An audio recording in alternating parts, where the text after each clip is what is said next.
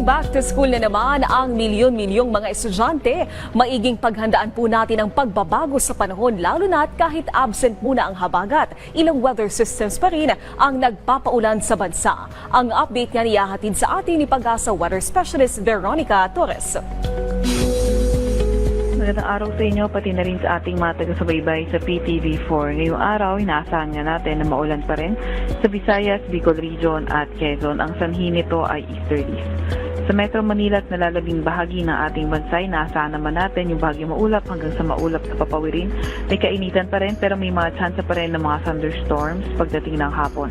Sa kasalukuyan ay hindi naman natin ramdam ang habagat sa ating bansa.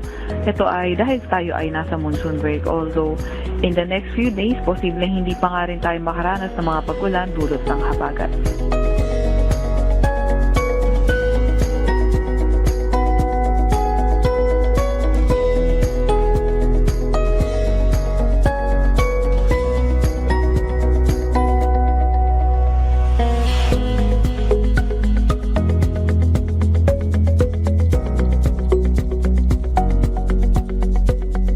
Para naman sa lagay ng ating karagatan, wala pa rin tayong nakataas na gale warning sa kahit anong dagat baybayin ng ating bansa at walang namomonitor na low pressure area or bagyo sa loob or malapit sa ating Philippine Area of Responsibility. Ito naman update na sa ating mga dam.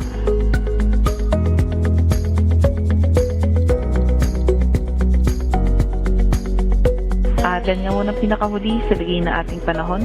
Mula sa Weather Forecasting Center ng Pag-asa, Veronica Torres. Maraming salamat, Pag-asa weather specialist Veronica Torres.